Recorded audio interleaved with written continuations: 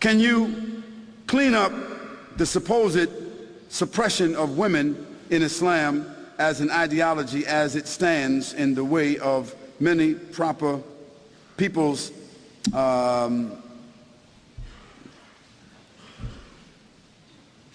exposure or to Islam? Let me just say this, that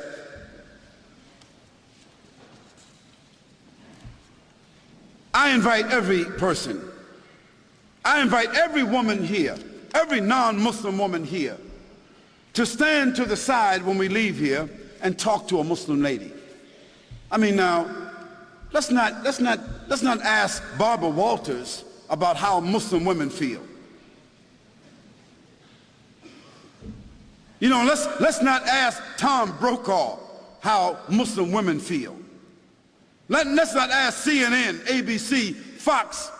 Let's not ask the London Times or the Australian Times.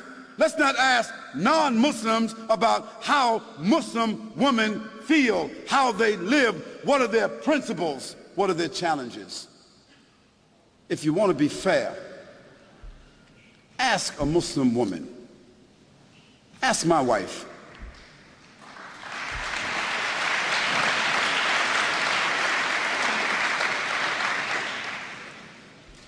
Ask my mother. You see? Ask a Muslim woman that knows her religion, who has a relationship with her Creator, who is stable in her society, understanding her responsibilities, her relationships. Ask her. And after that, I think you should be fair, that you don't need to ask someone else. But the problem is, no one really wants to ask Muslim women. We want to take pictures of women in Afghanistan, and pictures of women in Palestine, and pictures of women in Pakistan, and pictures of women over here, and we want to listen to what people say about female circumcision as if Muslims got women, 1,000, 10, 30,000, 40,000 Muslim women all over the world is being circumcised. Some crazy Steven Spielberg stuff.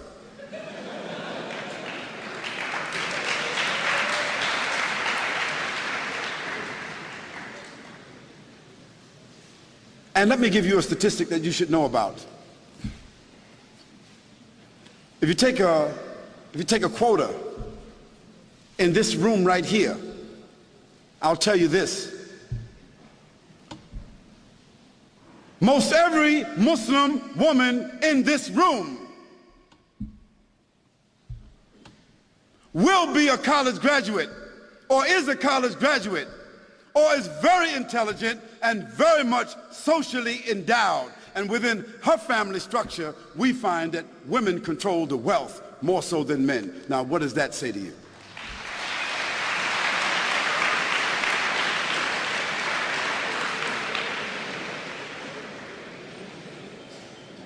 Now, where you find women oppressed, women exploited, women mistreated among Muslims, that is because those Muslims themselves are not representing the principles of the religion. And in every religion, you've got black sheep.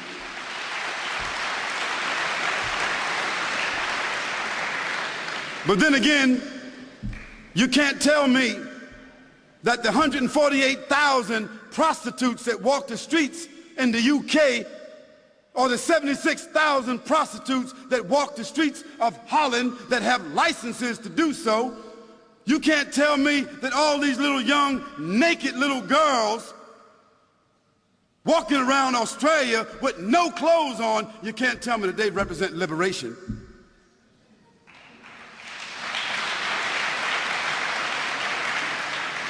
You can't tell me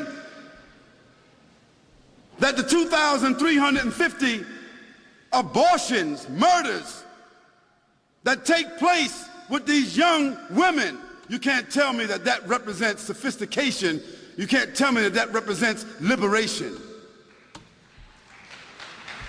You can't tell me that a naked woman sitting on a chocolate bar, A naked woman selling everything, toothpaste, everything. You can't tell me that doesn't represent exploitation. So let's put things in context. Let's talk about things correctly, and let's be fair, and let's be objective. We can talk about that a little bit more if you want to. And let me give you one more statistic. One more.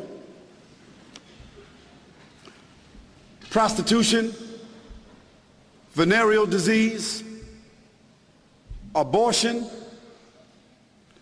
and pedophilia, and this horrendous number of children being raped and kidnapped that exists in the Western world. It is almost unheard of in the Muslim world.